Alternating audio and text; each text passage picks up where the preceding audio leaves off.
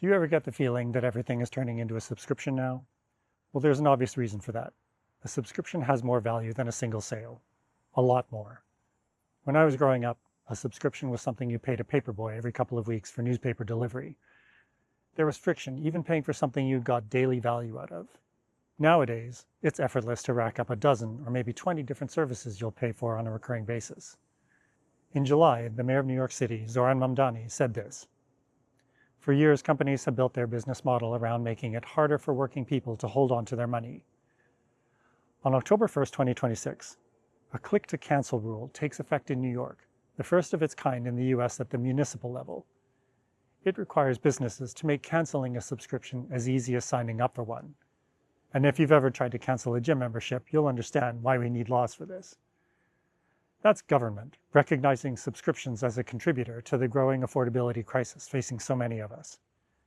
I've spent 25 years building enterprise systems, from designing user experiences to building digital commerce sites and modernizing identity management, the infrastructure of how you buy things and prove who you are online.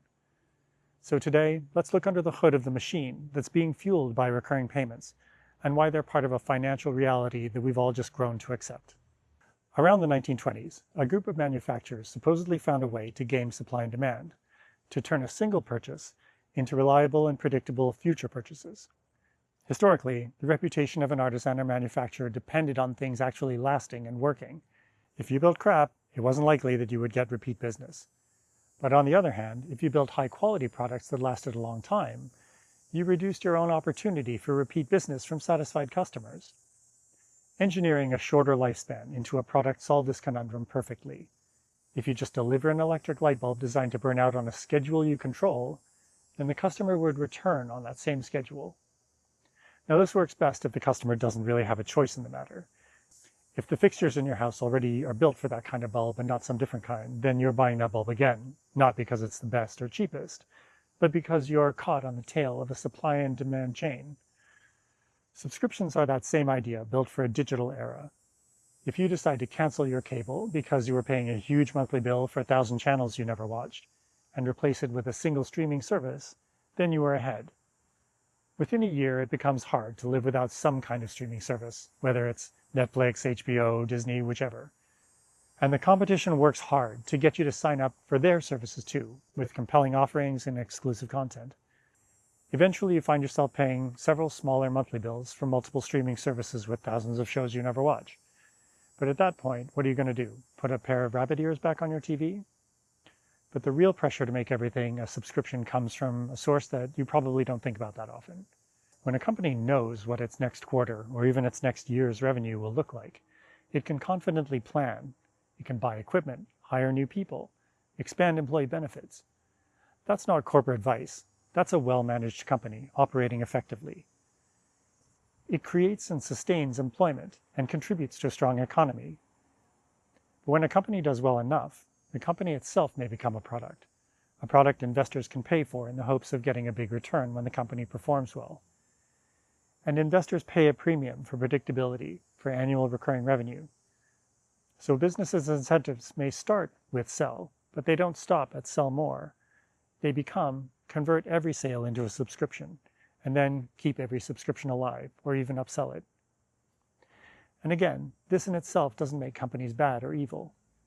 I've sat in the very meetings where these types of decisions get made, and nobody shouts out, "Let's trick and trap our customers." What happens more often is some director or senior manager asks their team to just slightly edge up some conversion or retention target, and then a bunch of earnest employees exercise their creativity and ingenuity to meet the challenge. And I want to heap just a little more praise on subscription services. Subscriptions can actually work against another pernicious corporate practice, planned obsolescence. While a bulb manufacturer needed the bulb to fail, a streaming service actually needs to keep you watching, or you'll just cancel your subscription. That means it needs to be continuously proving its utility and value to you. Depending on the kind, software you pay for once tends to remain static, whereas software you pay for monthly tends to keep getting fixed and updated.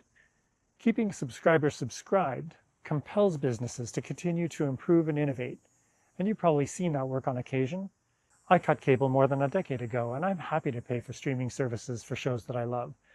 When I realized how good Pluribus was, I almost wanted to send Apple TV more money. The problem was never paying for a subscription. The problem is paying for 20. Digital services are priced to feel insignificant.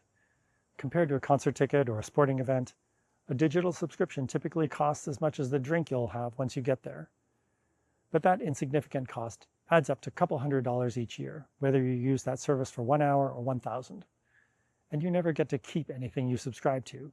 You get access to it while your subscription is active, but nothing afterwards. Stop paying and all you have are the memories of that thing. As sad as that sounds, it's still fine if we're talking about a manageable number of services and you're finding value in them. The trap is quantity.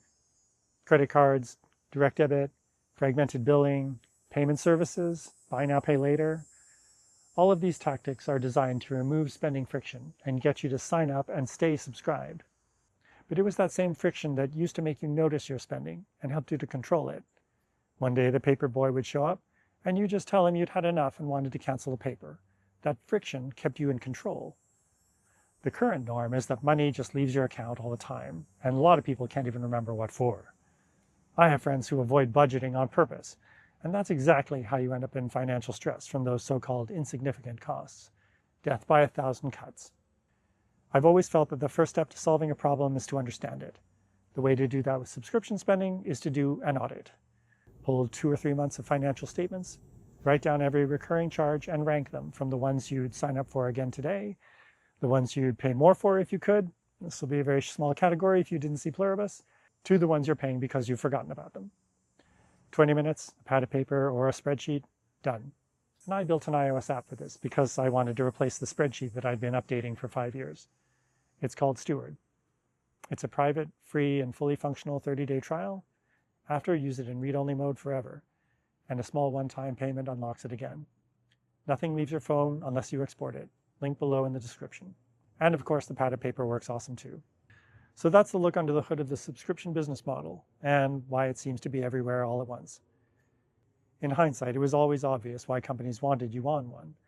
What's surprising is how easily 20 of them appear. If this was useful, I hope you'll give the video a like and subscribe if you want the rest of the story. I'm walking through the whole machine, the software that bills you, the systems that watch you, one hood at a time. Own your tools, mind your data, be persistent.